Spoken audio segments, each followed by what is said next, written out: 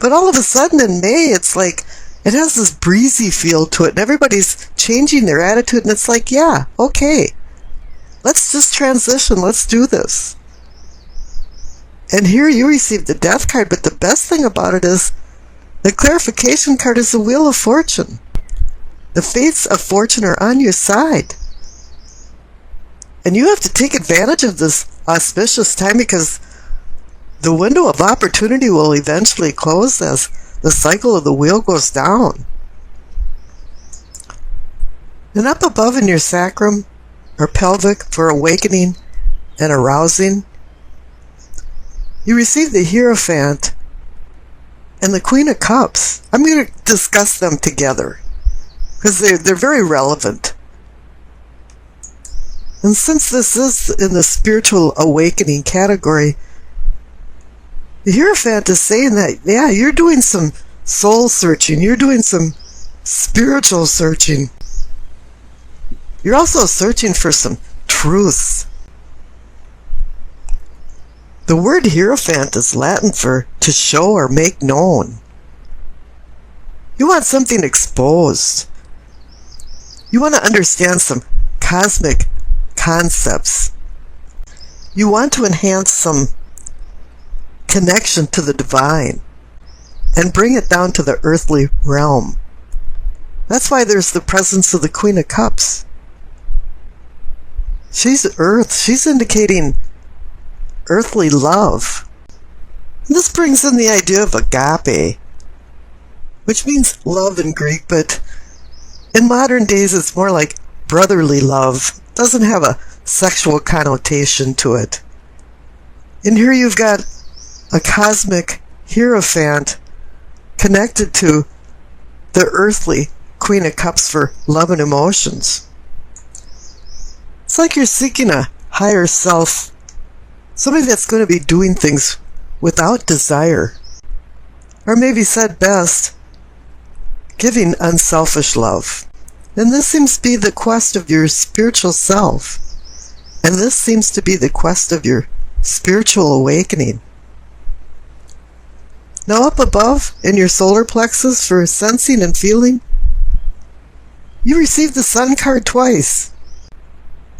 This indicating that there's a new day dawning. It's offering clarity, understanding, and fulfillment. Suddenly things are coming into focus from the nourishing lifeline rays of the sun. It's like there's some kind of purification going on. You know, you've been walking in the obscure path of the moon, and all of a sudden the sun rises. The sun portends success, abundance, and joy. That your unconscious inner self is in balance with your conscious foreself. As usual, there's rocky roads ahead, but you're optimistic and emotionally prepared for what comes your way now. You've overcome your shadow self. And the illumination of the sun is a spiritual enlightenment. And that's what you are seeking down in the pelvic and sacrum area with the Hierophant. A spiritual enlightenment. A light that draws you towards it. You know, the word illumination in Latin actually means spiritual enlightenment. But to acquire the happiness of the sun, you need to have simplicity. It just boils down to honesty and sincerity. Unpretentiousness. That brings an indescribable wholeness of being. All of a sudden now you're just feeling the joy of living and the delight of being alive. Now the center cards for the heart of the matter. You receive the Knight of Cups and the King of Cups. And there's a lot of water and emotion energy going on here because you've got the Queen of Cups next to the Hierophant. So you've got 3 out of 4 court cards from Cups. This reading has to do with your emotional well-being and it moving forward to more deeper bonds, more deeper emotional bonds. The Knight is offering the cup of opportunity. which is filled with emotions and love. And the King of Cups is the apex of emotional control. And he's also one that assists in ameliorating a broken heart or a hurt heart. And he's connected to the Ten of Swords from the past. He's there to say, yeah, it's okay. Let's just move on. We can love again. And down on the bottom right for the communicating and teaching, you receive Temperance. This is just a reminder from the King of Cups up there to temper and control your emotions. But Temperance is one of the major arcana cards that can breach the conscious to the unconscious side. And it appears now that they're meshing, and you're going into balance. And the clarification card is the Chariot. He's reminding you, too, of having discipline and self-control. He's working off temperance. They're both about tempering and moderating your behavior, your emotions. And this is reinforced above for the third eye for seeing and envisioning. You received another major arcana card, the Strength. Yeah, it's saying to temper the beast inside you and identify the beasts inside other people that surround you. It's saying to have the strength to overcome your obstacles and divine courage to overcome fear, to find patience. And once you overcome fear, you acquire confidence. And the clarification card is the Nine of Cups. It's the Wish card. This card keeps showing up over and over again in these May readings. And I keep saying, curiosity killed the cat. And everybody forgets the second line. Satisfaction brought him back. And the Nine of Cups is about satisfaction and contentment in your life. Now up above, for the crown of knowing and understanding, you receive the Queen of Cups again. So this is connected to the Hierophant and Queen of Cups down in your spiritual awakening.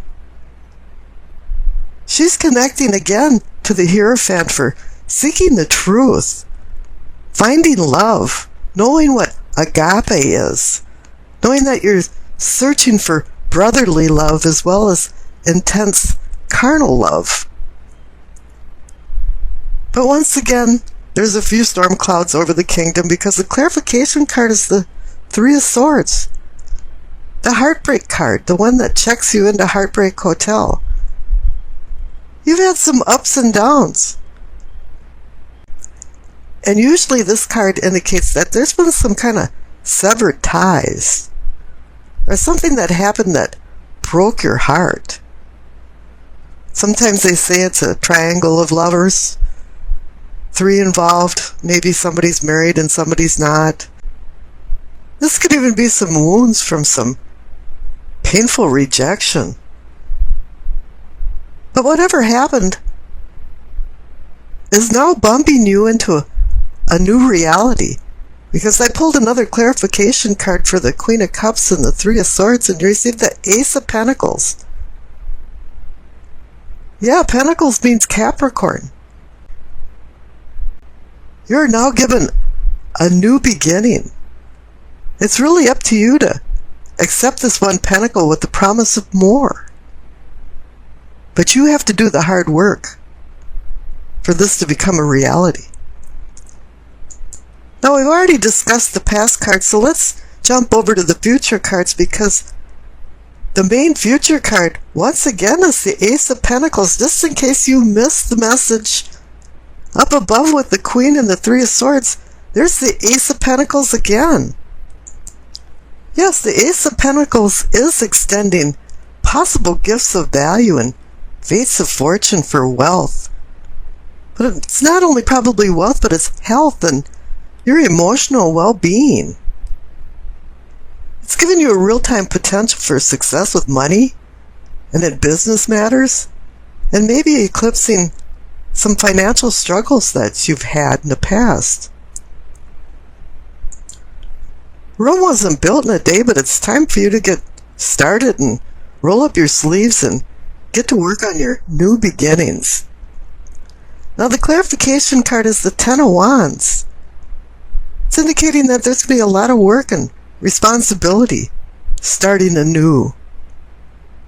Because you're in this death transformation, and I know this Ten of Wands is connected to the Ten of Swords from the past, but I certainly would rather have the Ten of Wands than the Ten of Swords.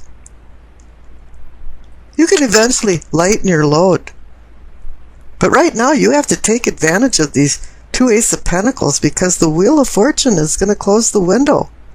And then he's connected to the Sun card for enlightenment, celestial, spiritual enlightenment.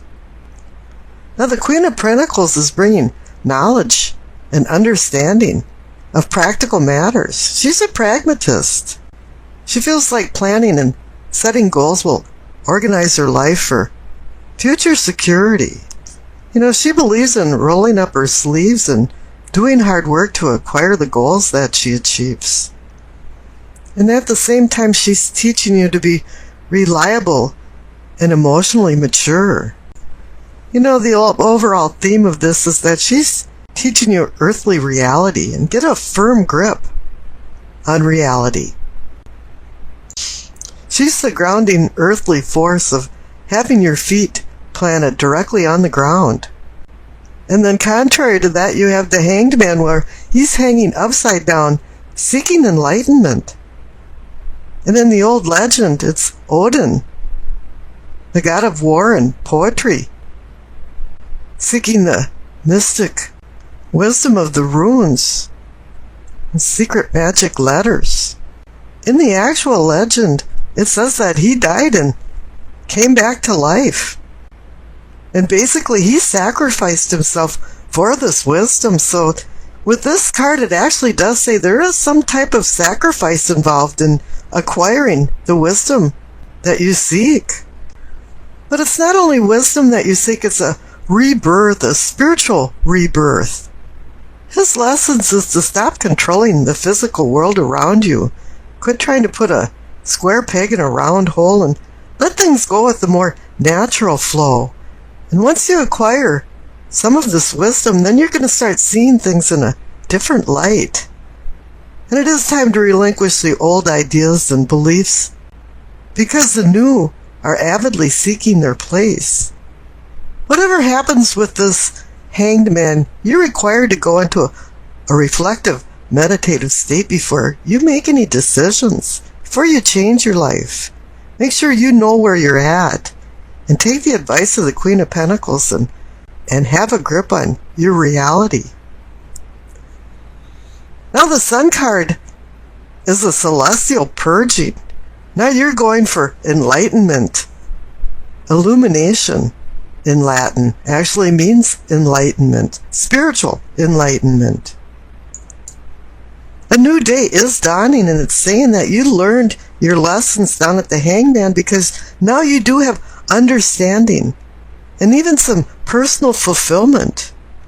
Things are now in focus. You know, there's a miasma that dissipated, and you can see things with more clarity than you ever have before. This card portends success, abundance, joy. But there's one thing you have to do to acquire this abundance and joy, is to live a simple life. Freedom from complexities. Honesty, sincerity. Bring a wholeness and unity into your soul that you will acquire with what you've learned from the earthly with the Queen of Pentacles, and to the wisdom that you acquired from the Hanged Man, is all put together into a spiritual new you, an awakening. At noontime, for 1 minute, the sun hangs in the sky where it casts no shadows, and there's no darkness. And it reminds you of the joy of being alive, the joy of living. So you've hit a superlative somewhere with these cards. Now I rolled the dice, and you received Aquarius, the South Node, and the 7th house. The north and south nodes are mathematical points that takes into account the relationships between the sun, moon, and the earth. The south nodes are gifts from your karmic past, accumulated spiritual life lessons, and is a place where you will pass no more. All eclipses occur near the lunar nodes where the moon's path crosses the sun's path in the sky. Now with Aquarius in the 7th house of partnerships, it's saying here that you want love from a distance, which means autonomy, but together. Now how does that work? With the Queen of Pentacles overseeing practical matters, this might sound like a great idea of having a relationship with no fuss and no muss. Yeah, I'll see ya, And this might be good in theory, but it's going to be really bad in practice. Because this is an imperfect world. And this might even mean that you're taking a domineering road and pushing somebody away. Even though you love them, you just want your space. You're spoiling the whole party. Because you've been feeling like there's been a yoke restricting you. And if you want a breath of fresh air and some freedom, we can all do what we want. But you really do have to make some considerations for the other person in your life. And if you've been doing this, it's going to be throwing you into the Hanged Man reflective mode. You have to acquire some wisdom and some reality that the Queen of Pentacles is offering you. If you think that your significant other is just a friend, I think you're going to have a few problems here. You have to lighten up a little bit on some demands, and then the sun will shine on your relationship. But you have to keep everything real and keep reminding yourself that you have to be a team player. You can convince yourself that head over heart always works, and you can hide your feelings under some stolid shroud of contempt, but that's not going to work this time.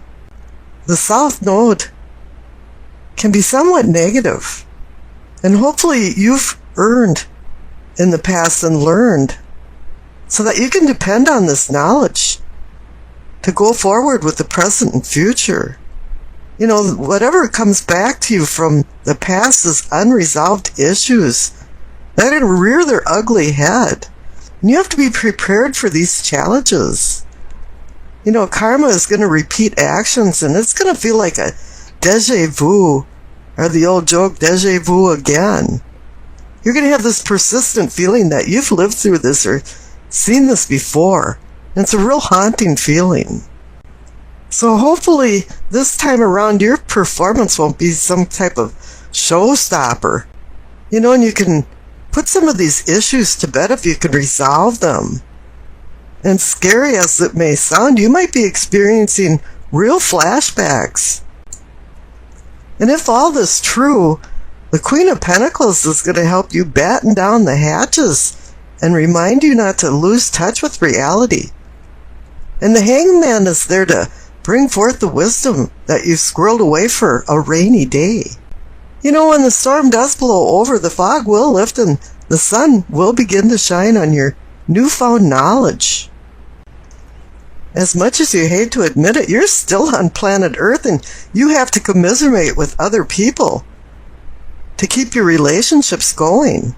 And the Hangman wants you to reflect on this so you can reinvent yourself, so you can be rewarded with the sun and maybe have a glimmer of the purpose of your life.